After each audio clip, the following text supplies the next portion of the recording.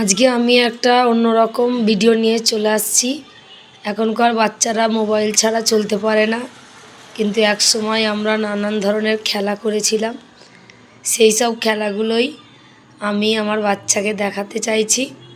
সেখানে আমার বাচ্চা, আমার দিদির বাচ্চারা, ভাইয়ের সব অনেকজনই সব আছে এখানে। সব কীরকমভাবে খেলতাম। প্রথমেই তারা কবাডি খেলছে। কবাডি সম্বন্ধে কোনো জ্ঞান ছিল না আগে, তাই আমরা কীরমভাবে খেলতাম এদের ঘরে দেখিয়ে দিয়েছি। এরাও একবার করে খেলছে।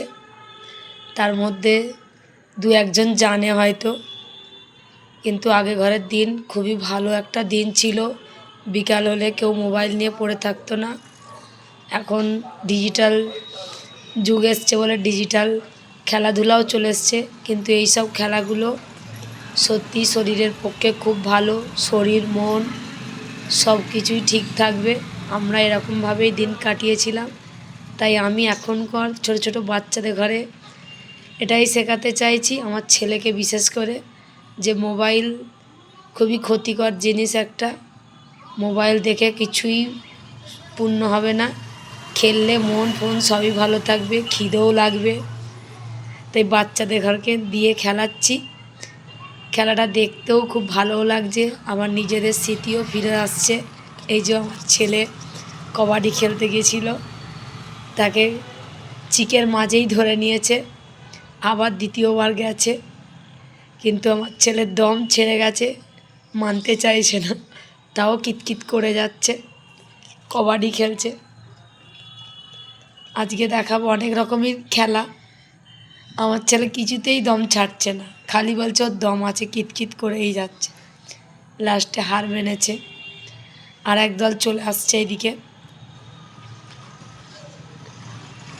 এটাও কবাডিই খেলছে।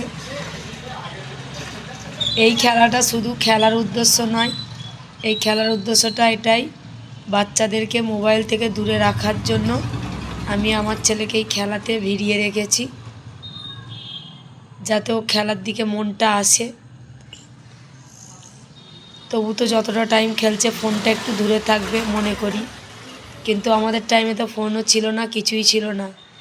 আমরা স্কুল দিয়ে এসে এই খেলা নিয়েই পড়ে থাকতাম।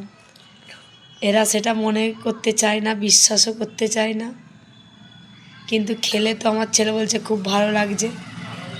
এই যে এখানে আর একটা দিদিও আছে, আমার ছেলের দিদি হয় এটা, ও ওদের সঙ্গে খেলছে। অনেক দিন খেলেছিল, ছোটোবেলায় ভুলে গেছে। এটা আমার ভাইজি। কবাডি খেলা শেষ, এবার আর একটা খেলছে ডিওডি। এই খেলার কোনো টিউটোরিয়াল কোথায় পাবে না, হয়তো যারা জানে, আমাদের বয়সে খেলেছি আমরাই হয়তো জানবো। তাই আমিও চাইছি সবাইকে এটা দেখানোর জন্য, যে বাচ্চারাও খেলার শিখতে পারে। এটা তো আর কোনো মোবাইল, নেট, গুগল ঘেঁটেই খেলাগুলো পাবে না। এটা লোকগীত, লোক সমাজের মাঝে একটা খেলা, সবাই দেখে শিখুক। আমরাও দেখে দেখেই শিখেছিলাম, আমরাও কোনো পড়ে শিখিনি, সবাই খেলতো তাই অনেকগুলো খেলা জানতাম। এখন তো অনেক খেলা হারিয়ে গেছে। ছোটোবেলায় যেই সব খেলতাম, ডিওডি খেলার পরে আবার খেলছে, এটাকে আমরা ধরাধরি খেলা বলতাম।